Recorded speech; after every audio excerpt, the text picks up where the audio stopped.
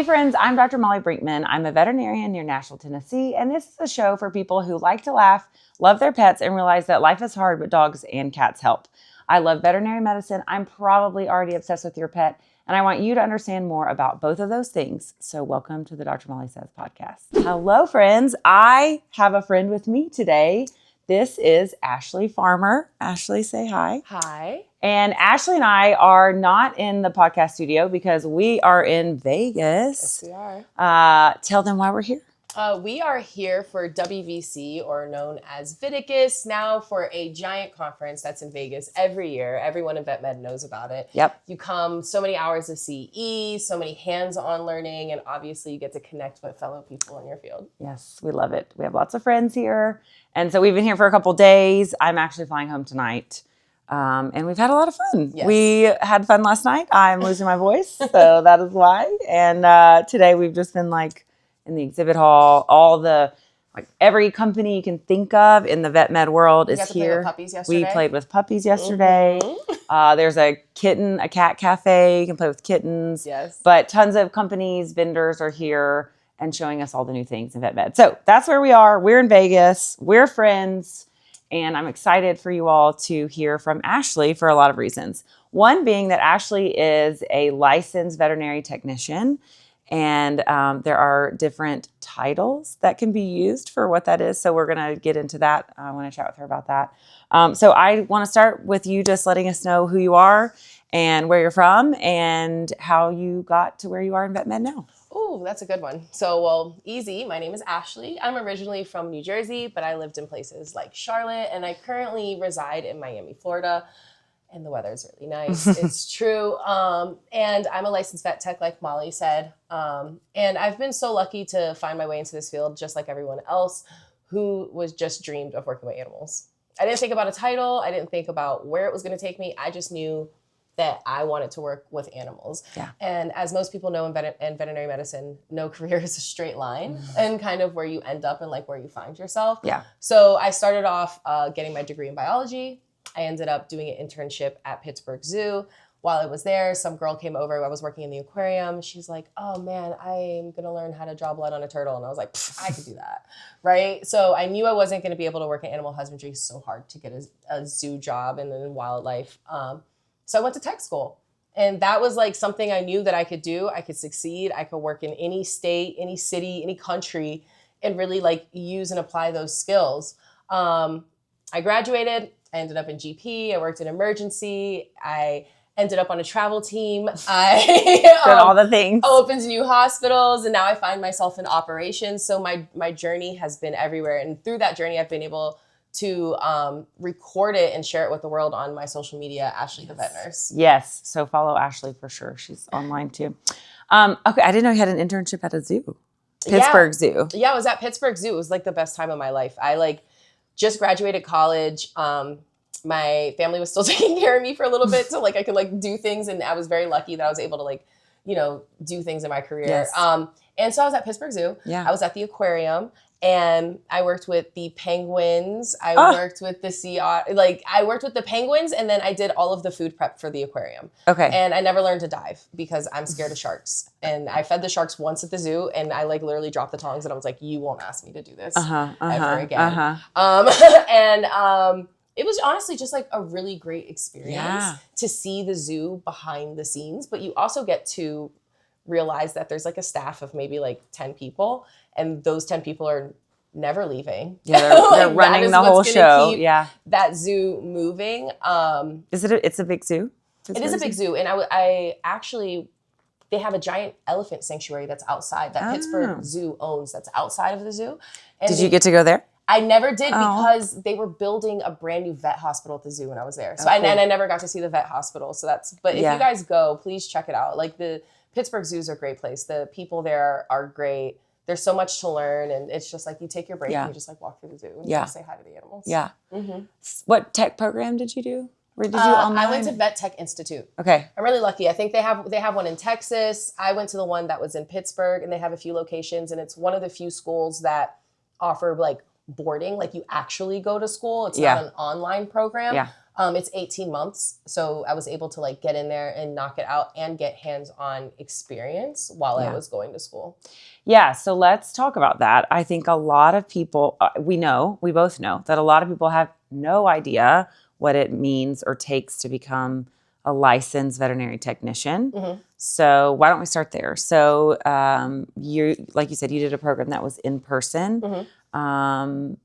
Just like maybe you run through with them like what was required to become licensed. So basically, a licensed veterinary technician is a 2-year associate's degree.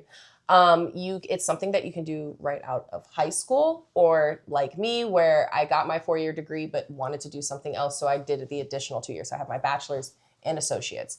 I think either route, straight from school or straight out of college or later in life, like whenever you want to go to vet tech school, is achievable because it's that 2-year program. If you're coming out of a 4-year program, obviously like things like math, basic biology, you don't have to retake those classes because you've already taken them. Right. Versus someone, if you're coming straight out of high school, you might have to take a few extra classes. Let's see. So 2-year program. Yep. And there are bachelor's programs also, right? In veterinary nursing. I'm not 100% sure. I think there are some now. I'm not 100% sure. There wasn't when I was going to school. Yeah. So now you can, there's a tech in the background nodding violently. Yes. Yes. You can get your bachelor's in veterinary nursing, I think is what it's called. Okay. What difference would that make? I think it's just like it's the same licensure, but you have a bachelor's degree with it. Oh, okay. So for those of the people that are aiming to get that bachelor's, that's amazing. Yeah, so do like same time. Okay, so we just refined our knowledge that there are veterinary technicians who get licensed with an associate's degree, but also there's bachelor's programs, so they can get a 4-year bachelor's degree in veterinary technology, and then they also get licensed. But both versions of vet techs are licensed. And why don't you walk us through how licensing happens? So they have to take the national test, which is the VTE. Yep. Once they pass the national test, then depending on what state they're in, they get their state license. Right. Some states still don't require a license or have no licensing program. There are states like Florida where you can get your license, but you can also practice as a technician without a license. Right. But then there are the states that offer license protection like New York or North Carolina, where you can only, where they have license protection. So once you're licensed in that state, you will have veterinary technician. Right. Everyone else who's not licensed is a veterinary assistant. Yes. And then even certain states like New York have different laws where veterinary assistants are not allowed to draw blood or take x-rays. Right. Compared to the veterinary technicians. So I think it's really important for people to understand that there's a lot of discrepancy between states, and so there's not like one federal rule about what qualifies someone to be called a veterinary technician. So for anyone who's listening, doesn't really has never heard of this before, basically, if you are in a state where there's title protection, what Ashley's talking about is if you are not a licensed vet tech, you really are not allowed to call yourself that. And practices can't say, meet our veterinary technician, Ashley, if she isn't a licensed tech. Now, they can, but they can get in trouble for it, right? Yes. Actually, one of the companies that I work for, they actually call all of their licensed technicians and assistants veterinary nurses. Yes. Well, actually, they're licensed technicians or veterinary nurses. Right. Anyone who's not licensed is a veterinary assistant. Right. And even with that, there's some legality behind it with even calling us veterinary nurses. But when this hospital opened, everybody was a veterinary nurse. Yes. And after that state passed that law, they had to go change name tags, uniforms, everything to veterinary technician. Yeah. Yeah. And a lot of people don't know about the whole silly nurse controversy, but we could do a whole episode on that. Yeah, I think it's basically, it's a title, right? Yeah. The confusion is a nurse is a title, but it's also a description, right? Yes. It's also something like, for example, my mom can nurse my dad. Yeah. My mom can be a nurse for my dad. You could be a nurse for your children. Right. So in regards to being called a veterinary nurse, what my job description is innately a nurse. However, with nursing, that is their title. Human nursing. Yeah. Human nursing that's their title, right? And you are a registered nurse. And unfortunately, we really haven't been able to come to terms to kind of agree on whether or not we're veterinary technicians or we're veterinary nurses. And as of right now, the human nursing side will not allow us to use the term nurse. However, in other countries like Australia, they're all considered licensed veterinary nurses. Yeah, and it makes a lot of sense to me for us to call our licensed veterinary technicians veterinary nurses, because the level of what they do when you compare it to human medicine is very similar. And it's confusing because someone who knows about human medicine and all, when they hear the word technician on the human side, they're considering someone who cannot do what a human nurse does. And so I think that creates some of the confusion, because they think, oh, a vet tech does the same as what like a human tech does. I think that there's confusion in what the vet med world does for animals in general. Period. Yes. Right? Like, I think like they never realize, and working for somewhere that's an open concept, they're like, oh my God, I didn't know that you do all of this. And we have to remember, like, vet med has jumped like crazy since the 90s, right? Yeah. We had the 90s and the 2000s, but I think like in the 2010s, it really started to like pick up what we were doing and how we were comparing ourselves to human medicine. Like, we weren't scoping, we weren't like doing all of the things that we're able to do now, especially too because of the boom in people and their pets not having kids. They're willing to do more for their pets. So we have a little bit more to like play with. So going back to what you were saying, and they're like, oh, I didn't realize you do all this. And it's like, I think they don't realize that we do all of this in the vet med field in general. Yeah. In regards to the title, it's just kind of outdated, right?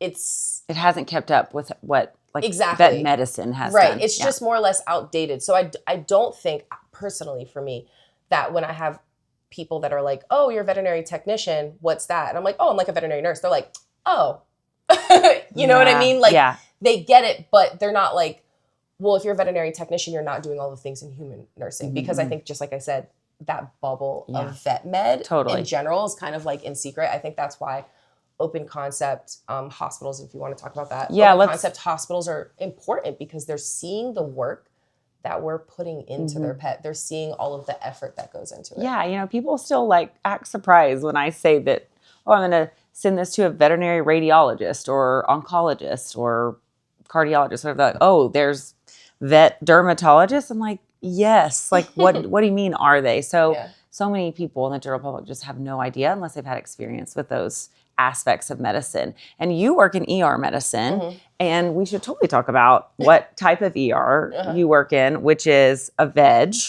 which I would love for you to talk about veg a little bit. I love a veg. I do. I work for Veterinary Emergency Group, or as you know, we've rebranded as Veg ER for Pets. I guess it rolls off the tongue a little bit faster, but I've loved working there. To be honest, like when I started my career, I started at a GP urgent care. It was a GP urgent care, but we also had inpatient. We also had boarding. We did it all. Yeah. Okay. Yeah. And it was probably the best place for me to learn, because I did my surgery days. I did dentals. I learned inpatient. But we were on top of the Recover initiative. Like, we were all licensed. We all knew how to run stats in the entire hospital, because emergency hospitals are a thing, but they're also kind of like not a thing. Urgent care for animals. And so I've been lucky. I think when I started with Veterinary Emergency Group, we started at maybe like 20 something hospitals. They just hit 121 recently, and they're blowing up everywhere because it's needed. Yes. And people I know from working in GP and sending my clients to veg, clients like going to veg. They have good experiences there. They come back and they're like, wow, like that was, I've never been to an ER situation like that. And I think that's why veg is doing so well. So for anybody who hasn't been in a veg, which is great for them because they haven't had an emergency with their pet, tell us what makes veg unique. Honestly, the first thing is our open concept. I would say, like, I can run through what we call our spikes and give you the whole veg spiel. One of our big differences is, we're going to get you on the phone with a doctor. We're going to let you know if this is an emergency and if it's something that you need to come in. That, I think, is one of my favorite things. Yeah, and that, I think, is a big difference. You were talking about, like, a veterinary technician versus a veterinary nurse. No matter what that title is, they always want to talk to a doctor, right? Yeah. Like, it feels good to talk to a doctor. So getting them on the phone with the doctor is our first, that's our first way to get them through the door. After that, they walk in, we're open concept. We don't separate them from their pet. We keep them they're in their pet together. Yeah. So they get to watch the x-rays being taken. They're cheering us on when we're doing endoscopy. We have chairs and stuff waiting for them outside of the surgery suite while their dog could be going through a very serious surgery. Yeah. And it has been so helpful. Like, I'm getting chills. It's like, honestly, like life-changing. As an inpatient nurse with like 10 or 15 patients, and I'm walking all these patients and doing all these things and telling people they can only call at certain times, they can only visit their pet at certain times, is crazy now that I think about it. Because at Veg, like, we put them in a room and like, okay, we're going to hook up fluids. We're going to have you in the room with your pet. And it makes them so happy. And it's not just the customers, it's the pets. Yeah. Like, they're not stressed out in a cage. I'm not like taking you outside for your walk because your mom's there and your mom wants to walk you and take care of you. And they're learning how the fluids are working. And sometimes they're really excited when treatments come up. They're like, isn't a treatment due? And you're like, yes, you know what I mean? And they're really seeing, like I said, all of the work and effort that we're putting into it. We're able to create better client relationships because we're there with them. They're feeding us, we're feeding them, you know, like we have a shower, we're giving them toothbrushes, and they're living in the hospital for literally like days at a time. Hopefully we're getting you out of there in 24. But they can stay with their pet. They can stay with they their have pet. rooms where you can spend the and night. So that's honestly what really and truly sets us apart. And then also, once, you know, our GPs are closed and you guys go home for the day, we're able to accept those calls and people can come in and kind of be seen. And at the end of the day, we want to get you back to your pet. We work with your vet, right? Yes. We send them back. We don't, as much as they love coming to us, we want them to have a regular doctor, someone that can manage their case long term. A lady came in, her cat needed dental, but it's like anemic. All of these things are going on. And she's like, and I'm like, ma'am, I love you so much, but we need to find you a doctor that can manage this case from beginning to end. Not in the ER. Yeah, we are here for you if you need us, if your cat's having any issues, but like we have to get you with a doctor. You need a PCP for your cat. We need to get you with a primary care that can manage your case so you have multiple relationships. We're all here for you. That's one thing I really appreciate about the Veg we have, because I feel super comfortable calling Veg and I know I'm going to get a doctor on the phone or a great veterinary nurse who can get on the phone and they're going to have a like kind human conversation with me. And I'm going to tell them, hey, I'm sending you this patient and they want to hear about it. And we can have just like a very like on the same level colleague conversation about what this patient needs. And I know the person on the other end of the line is, you know, wants to take care of those people and their pet. And I don't always get that from other like referral specialty hospitals that have ERs. And so I very much appreciate it. And you know what? You're welcome. Because I'm always like stressed out. I'll call other hospitals, like for example, if we need to borrow blood or something, and I call other emergency hospitals and they're like, 1 moment, we'll put you on hold. And then I'm on hold for like 20 minutes. And I'm like, I can't imagine if I was like, my dog just got hit by a car and I call an emergency line and nobody picks up for 20 minutes. You're just sitting there figuring out like, where do I go? What do I do? Yeah. That's stressful. Yes. And I veg doctors and there are doctors in other ERs that do this, I know, but for me locally, I just appreciated my veg doctors will call me about a patient that they are taking care of. They give me updates if I want them, or they'll call to follow up if they've sent it back to me because they want to know how it's going. And so I don't think it's just veg, just like, you know, only hires people who are that way.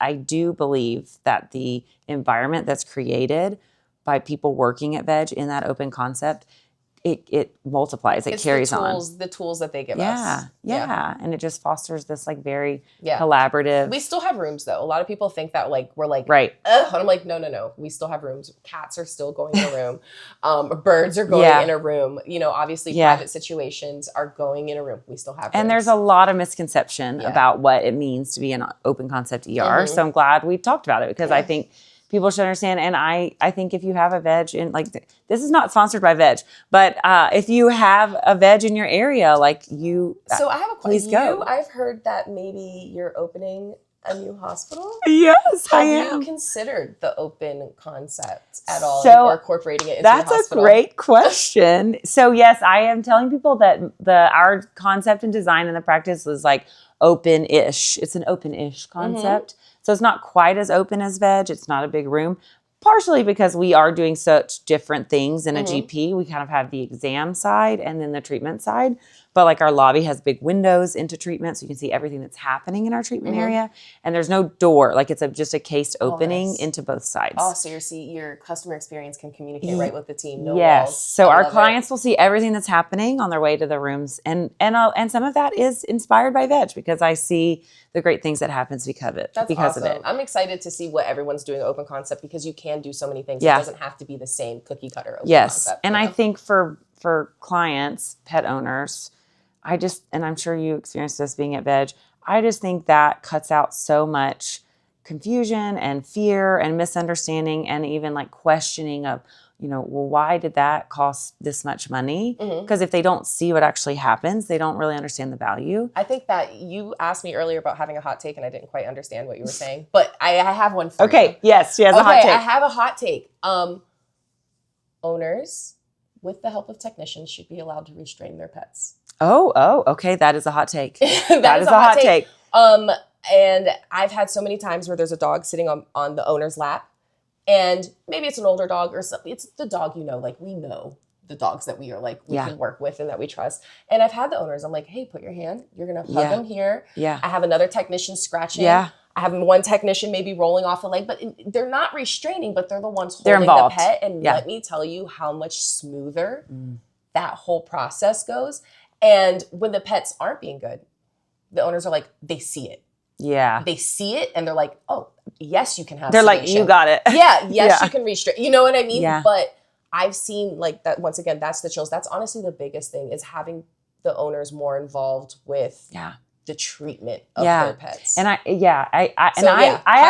agree with your hot take. And I have allowed more and more of that in GP in the last couple of years. And I think some of the hesitancy of that was like instilled in a lot of veterinarians and probably techs of like liability. Like that's what I used to be told. Yep, don't let the owners hold because they're going to sue us if they get bit or whatever. And that's where you have to, like I said, from the technician mentality, you have to know, can you trust this pet? Is this the type of owner that can hold? Like, you know what I mean? Like if the animal's already in the can lab, we keep everybody safe? Yeah. So that's why it's like not just like the owner you hold and I'm drawing. Right. There's usually another technician that's guiding that owner and kind of like making sure that it's safe. Especially if like a patient we already know they need a muzzle. They have a muzzle on. You know, it's that makes it a lot less likely for anyone to get hurt. With muzzles, the owners are not. Yeah, they need sedation, or the owners are like, you got it. I don't want to be involved. Nowadays in medicine, we're moving away from muzzles because we're like sedate. Right. Like sedate, totally. like this is much calmer for everyone. Especially in like ER, it's a little different in GP, but moving forward. I know, it's so good.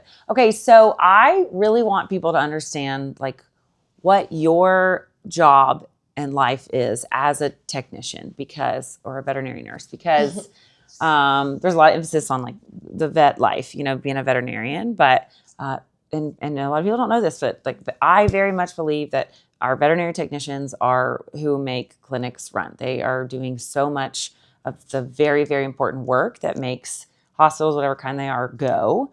And I think it's really important for pet owners to understand what that really means. So tell us, take us through a broad question. I know. So I'm gonna help narrow it down. So you're an ER right now and you work in operations, so you're more of sort of on an admin side. But when you're doing clinical work on an ER shift at Veg, why don't you walk us through like what a typical shift looks like as far as like all the things you might be doing in a shift, like like skills that you use in a shift. So with veterinary, most ER hospitals, we're going to have different positions within the technicians, right? So we have the two separations. We have outpatient, inpatient. So first we'll start with inpatient. Inpatient is going to probably be your most detail-oriented nurses. Yeah. Who could be seeing hospitalized patients in anywhere from 1 patient to 10 patients. Spinning that into the human nurse field, yes, patient to nurse ratio is a very important thing and something to very much touch on and speak about in vet med when it comes to staffing. But and they are delivering fluids, they're doing blood pressures, they're taking vitals, they're walking your pet, they're making sure your pet stays clean, because we see a lot of diarrhea. Yes. So shout out to all the diarrhea. Yes. But yeah, so they are basically nursing your pet. That is where you would see that nursing aspect come into it when you're comparing it to a human nursing field. So if you think of a human in a hospital bed, all of the things that nurse is doing for that person who's sick, that's what you're seeing your veterinary technicians do for your pets when they have to stay in the hospital. Yep. Those inpatient nurses, so let's move away from that. Now we have our outpatient nurses. So those are the ones keeping the hospital moving and flowing and going. So we have ear infections coming in. We have some emergencies coming in. They're the ones that are triaging working with that doctor to make sure that we are getting the correct treatment plan. They are communicating that treatment plan to the owner. Then they are taking payment or figuring out whatever financial options that need to happen for that owner to make sure that that patient gets the care that they need. Yeah. After that is all approved, then we proceed with moving through all of the treatments, which can include injections, it can include x-rays, it can include a sedation procedure. So all types of things kind of fall into that bubble. And then hopefully at the end of all of that treatment, we get to put a Band-Aid on it and say, this is what you're going to follow up. This is what you're going to do. We go over all of your medications that we're sending home, and then we kind of get you through the door. Yeah. Yeah. And the doctor, obviously, that's like a whole teamwork effort, right? So those outpatient nurses, not as detail-oriented as what I would like my inpatient nurses to be. These ones need to know how to multitask. Yeah. You are running blood work. Keeping their doctors on task. Yeah, you are following like this, I'm a Virgo. You are following this checklist to make sure that you're getting your patient in and out in the fastest way possible, in the safest way possible, educating everyone, keeping everything. So basically you're like the rabbit on the floor. You're jumping, you're bouncing from here to here to here. And you could have multiple patients at a time, very similar to GP. So these are the people running your appointments. Yeah. Which do you prefer, inpatient or outpatient? I'm an outpatient girl. Yeah. I'm an outpatient girl because I like the flow. I like keeping things moving. I like to see the floor. I like efficiency. Yeah. Right. So like even if I'm training technicians, they go to draw blood and they're like making a mess everywhere. I'm like, no, we're going to pull out the trash can because you throwing your trash directly in the trash can is now going to save us 2 minutes of cleaning this mess up and we're moving on. Right. Like I am that person. So I'm all about flow and efficiency. So I'm an outpatient girl. And then you obviously have your surgery techs.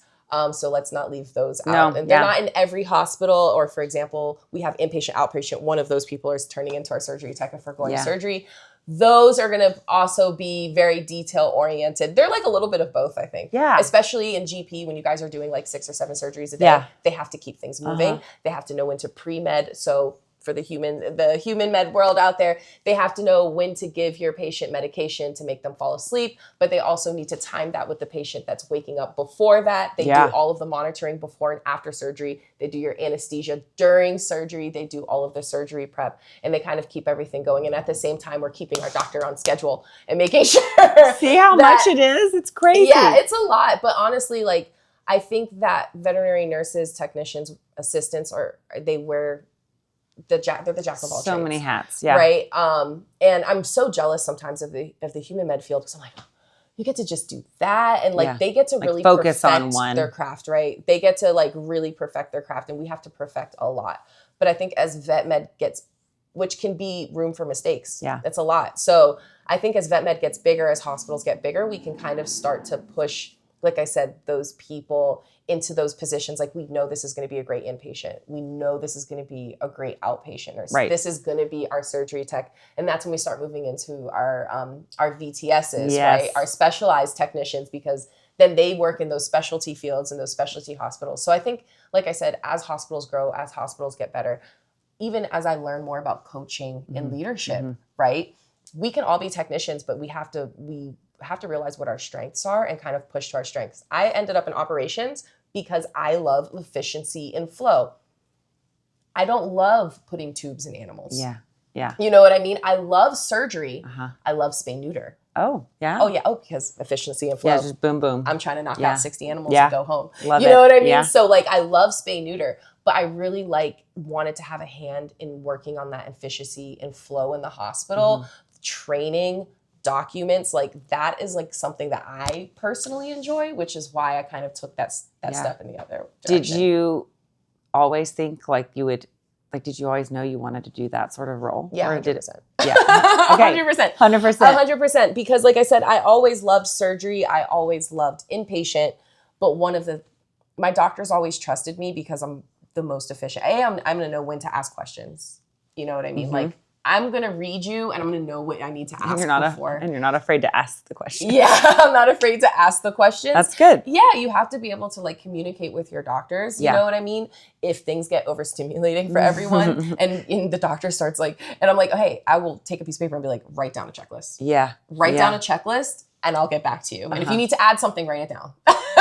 So that way I don't have a million things going on. But I wanted to be able to make a difference in technicians' lives on the floor. Yeah. And the more efficient it is for nurses, whether it's how you organize your hospital, how you're running the flow of your hospital, the more efficient and the easier you make it for nurses to work, the better they can be at their job. Do you feel like you're that way in your like normal life, or is it like? Yeah, I'm a Virgo. Right. We just like to fix things. You're a problem solver. I'm a problem solver because I'm gonna look 10, 15, 100 steps down the line, and I'm gonna think of everything that can go wrong, and then fix it. Well, at least try to. Do you know what your Enneagram is? No, I don't think so. Okay, we'll talk about that. Okay. We'll do that another episode. Okay, yeah, so you touched on VTSs. I think that's another important thing for people to know, that there are veterinary technician specialists. Yeah, and they, which right now, those are not tested like certifications, right? They're not tested like certifications. But they have to get and honestly, hours. I'm not an expert on VTSs. I know the most about dentistry. I wanted to get my VTS in dentistry, but it required me leaving an emergency, and then I'll explain why. So when you get your VTS, you have to have a mentor. So someone that's already been through the program. Yeah. Okay. Who's already a VTS. That's already a VTS. Once you're in that program, there's a certain amount of, let's say, a checklist that you need to complete. You need I think to it's have like hours, cases, yeah. Hours, cases, specific cases. So it's not even like just this case. Like you need to have specific cases, write case reports. At that same time, you're submitting that to your mentor. Yeah. At the end is kind of like when you graduate into your VTS. Yeah. And like I said, I haven't made it that far, nor am I. It's a lot of work. It's a lot of work, and I know it takes like a few years. So when I was really dead set on getting my VTS and going into dentistry, I would have had to leave my job in ER and go to a dental specialty in order to get all of the cases I need to do that. Yeah. And I didn't want to leave ER. I enjoyed surgery and emergency too much to fully focus on dentistry. But there's emergency and critical care. Yeah. There's anesthesia. There's dentistry. There's even GP. Like, I think a lot more technicians should know the fact that you can get your VTS and GP. Like, because if they're working it you're anyway. already doing it. You're already doing it. You can get it in nutrition. Yeah. So I've met a few VTSs in nutrition. And I think they're critical, super cool. in the ECC one? Yeah, critical. There's the ECC, and then there's the separate anesthesia. Yeah. And a lot of those are set up in universities, like academia, where there's like all those specialties in one place. So they can do They're it a little able bit to easier. actually like knock it out. I know there's a few programs, like for example, people that are trying to get their ECC with veg, they have mentors through there, and then they have to kind of like get the cases they need, or they might hear about that case at another hospital that's close and like go get them there. Yeah, I loved there are a lot of anesthesia VTSs when I was in vet school, and I really enjoyed anesthesia, my rotations, and I like got really tight with the anesthesia techs, and they were just like the like smartest people, and I just learned so much from them. Yeah, and this They're is something. overwhelming. Yeah. It's a lot. And it's something I always tell vet students if they like ask for advice. I'm like, when you're in vet school, some of the most important people for you to like listen and learn from are the techs in the hospital in your vet school, because they have the most like practical things to give you. And they don't all listen to me, but they should, because it's really. And you don't want to make the technicians mad at the vet school. Not old school nurses, but nurses that know what they're doing are probably the most terrifying people on the floor. And I think, like I said, it's so comparative to like human medicine and like watching Grey's Anatomy. Everything that you guys experience in the med world, it's like over here too. Like there's always a scary nurse on the floor. I remember who mine was. Shout out to Kim Dutches. I learned everything that I learned from her. Oh. But she knew her stuff. Yeah. You know what I mean? And they kind of hold you accountable. They have expectations for you. And she was hard on me, but it was good for you. Yeah. Like I said, when I came out of this hospital, I was much more experienced than other nurses that had just gone into GP or just emergency. Like, I got to learn it all, Right. So I look back on it and I'm like, I probably learned too much. And I probably prefer not working at a hospital that had all those different departments, because it's hard to stay on top of it. But I was so thankful. But good for you. Yeah. And a lot of people, this is important too, we mentioned veterinary assistants, which are another really important part of clinics. And there's a lot of veterinary practices, especially GP clinics, that a lot of their support staff are not licensed technicians. And that's changing. We're getting more licensing done, but a lot of veterinary assistants out there. And I was a vet assistant before I went to vet school and learned a lot. And I did learn a lot of technical skills from licensed techs. And I think the teamwork between assistants and techs is an important thing for people to know about too. Were you an assistant before? I was never an assistant Okay. before I was a technician. And coming from a state, I lived in a state that went from no license protection to license protection. Right. And so when I first came into it, it was very like taboo to kind of talk about in the hospital, right? Because it also came down to like who was getting paid what and all of these things. And for me, I came out of school not knowing how to place a catheter. Okay, Right. like you placed one in school, right? But I came out of school knowing nothing. The people that taught me were assisted. They were not licensed. Yeah. Right. And this is a hot, and if you're not in the vet med world and you're listening to this is a hot topic in the vet med world. So they were not licensed, but I learned everything from them. Yeah. You know what I mean? And I will never let anyone take that away. Like they were just assistants. So when we had another technician came in, she demanded that we be called technicians and that everyone else be called assistants. And this is before I learned about the veterinary nursing initiative and all that. And I was just, for some reason, I always felt like very unfair because I felt like they were always doing the same amount of work as me, even though I had my license. Yeah.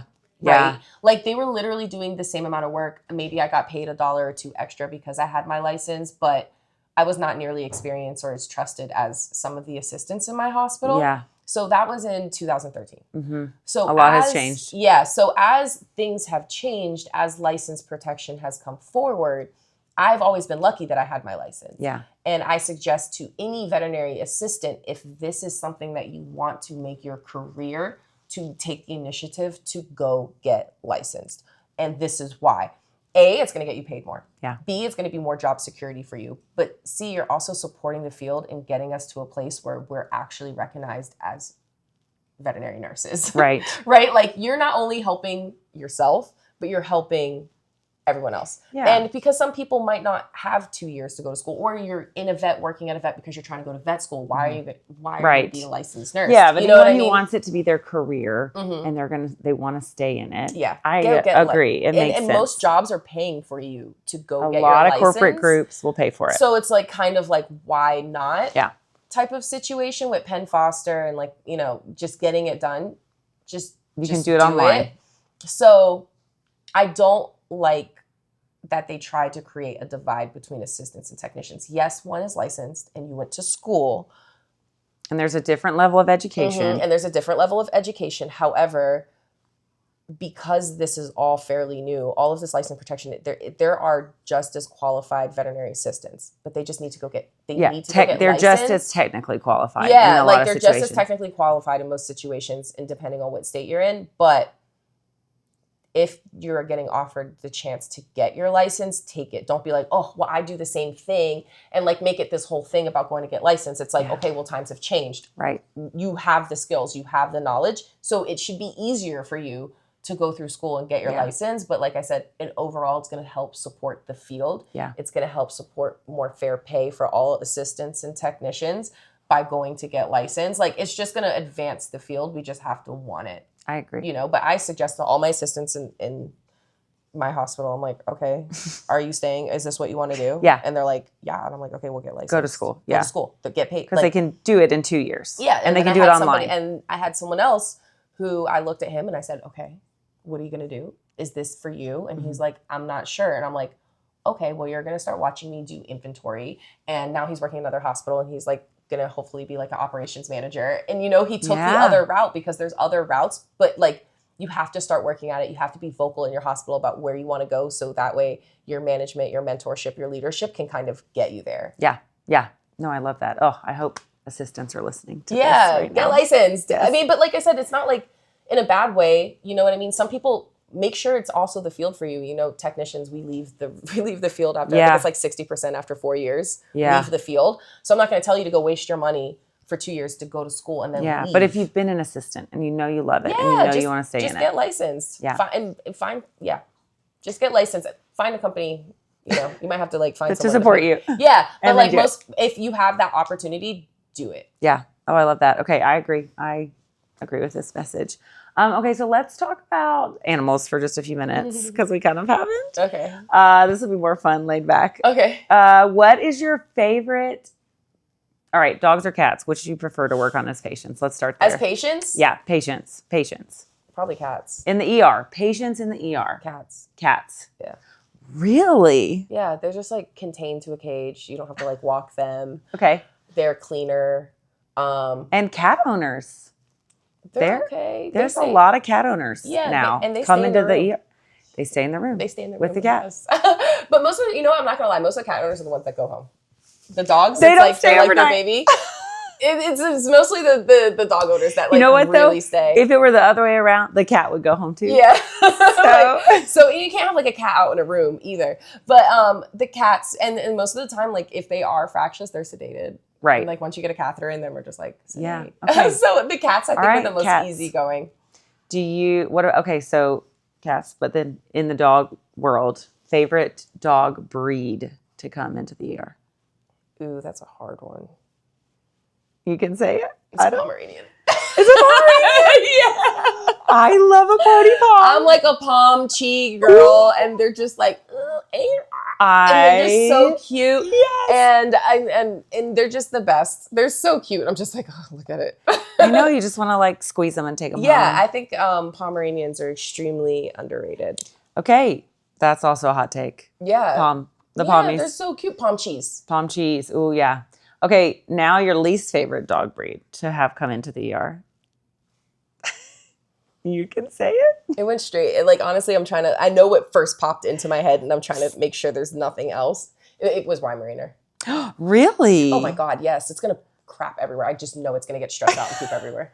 I just like immediately, as soon as I see it, I'm like, it's going everywhere. I thought you were going to say German Shepherd for sure. No, and you know what? German Shepherds don't like me. Really? No. They're not farmer fans, huh? I've learned too that if they have like a rounder nose, they're more friendly than the ones with a sharper nose. Like within the German Shepherds? Within the German Shepherds. Round-nosed German Shepherds. They're like sweeter than the ones that have like a sharp nose. Okay. Let's see if that's true. But no, not German Shepherds. Okay. Weimaraners. Weimaraners. They're big. They're like goofy. Uh-huh. And just like stressed. Yeah. And pooping. Weimaraner doodle. Oh, yeah. Yeah, girl. I know, they'll hate me for that one. That's okay. It's okay. They hate me more. They poop everywhere too. Like they're the two ones that get stressed out and go everywhere. And poop everywhere. Okay, so favorite type of emergency to treat? Like what do you get most excited about when you hear this is coming in right now? I don't think I'm ever excited. Okay, come on. Not happy, but like I like to fix this. The first thing that came to my head is probably a GDV. Okay. Just because like I feel like I've always called a GDV as soon as I walk through the door. And I'm like, okay, and it's you have like a GDV spidey sense. And more than likely you can deal with a GDV. You know, like we could decompress, we can stabilize, get them to surgery if they're there on time. Yeah. If you don't know what GDV is, we should do an episode on it. But gastro, dilatation, and volvulus. So if Marley and Me, right? Isn't that what that dog died from? So their stomach bloats and then it twists, and it's a very life-threatening condition. I learned about it when I was working in a doggy daycare because we had to know what to work. I worked at Camp Bow Wow, and they taught us, and it was awesome because they were like, "Yeah, you need to look for these signs." And basically, when your dog's stomach gets flipped, they ate too much, they ate too fast, they're playing something, or just because. Yeah, just because I've seen it in Pomeranian. But anyways, just because they start acting like they're throwing up, but they don't produce anything. Their gums turn white, their circulation. So owners know something's wrong, and hopefully they get them in before they collapse and it turns into a situation. But GDV, on top of that, probably just, I like stats. Yeah, so you like the drama. Yeah, I like the drama and I like the adrenaline. Me too. But unfortunately, if we are running CPR, chances are good that things aren't going to happen. There's been there's like one or two in my life that I know that we've got back from like bad situations. Yeah. But it's the teamwork. That does it for me. A dog comes in, this person's doing placing an ET tube, this person's placing a catheter. Like I said, I like efficiency. Yeah. And like all hands on deck. And hands on deck, closed loop communication is one of my most favorite things. So you love to run a code. Yeah. So seeing the team come together to run a code. Yeah. To see everyone jump in, everyone communicating, and we're all doing whatever we possibly can for that animal. Yeah. Is probably any emergency. Yeah. That comes to the door. That's a stat. So this is why you work in emergency medicine, basically. Yeah. It's really hard for me to leave. Even in operations, like if I hear stat, I'm like, and if there's not enough people, I'm jumping in. You're like, to help. Do y'all need help? Yeah, because even if you can't help in the stat, if you're standing back, there's always going to be something that someone can grab. Yeah. So like a vitals that you can take, or even just comforting the owner. Yeah. Yeah. Okay, I ask everybody this question because we're going to run out of time, but if you were a dog breed, What would that be? I don't know. Has anyone ever asked you this? No, I don't think so. If I was a dog breed, what would I be? I'd probably be a pit bull.